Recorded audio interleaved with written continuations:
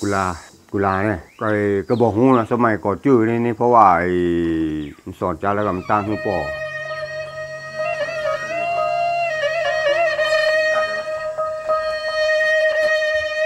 คำนี้เขานี้ชวบมานี้ปัง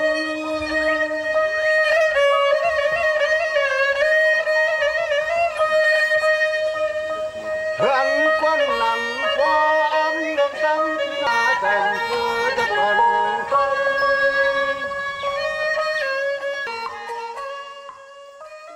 กองนะอยู่แม่เสลียงแต่มันก็อยู่พุ่นอยู่แม่เสลียงแต่เกิดที่นั่นอยู่ที่นั่นบ้านเก่าเบอร์เดออยู่ที่นั่นนี่ก็บอกฮู้นะแต่ในสมัยก่อนนี่เด็กป้องแม่เขานี่แต่มันก็เกิดเนี่ยก็เกิดเมื่อไทยเนี่ยก็แต่มันก็อยู่มาเกิดเมื่อไทยนี่โอ้หลายร้อยปีแล้วก็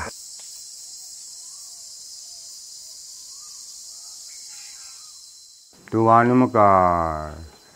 อยู่ยากอะมันมีงานทำอะสเตียฝรั่งมากับข้าแป้งสเตียก็เลี้ยงวัวเลี้ยงควายเนาะตอนนั้นแล้วก็เนี่ยนะ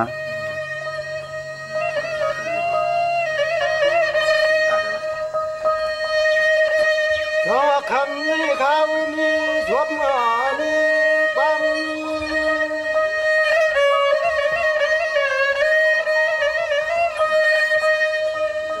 เพื่อนควันหลังฟ้าอันดงตั้งที่นาแต่งเพื่อจะพันไป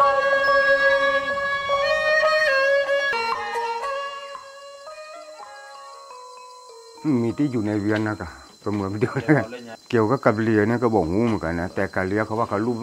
ตังพม่ามาแต่มันก็ลูกพม่ามาสมัยก่อนนี่เป็น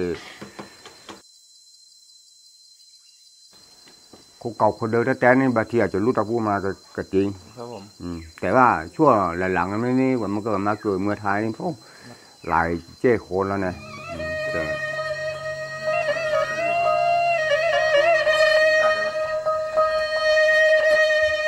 คำนี้เขานี้ชวบมานี้ปัง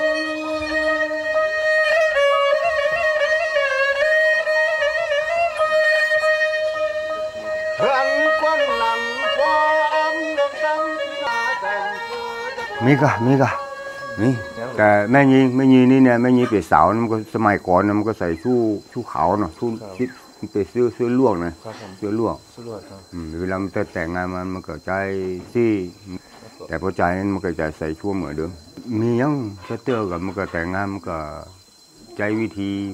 โคเท่าโคแก่มันก็แต่งงานหุ้นมาตีมามือแล้วก็ฉลองตีเรียกกันแต่ก็มันก็มีพ่องโคที่ว่ามันบอกให้ถูกกับโคที่ว่าบอกให้เรียกกันเอากันแล้วมันก็บอกดูแลกัน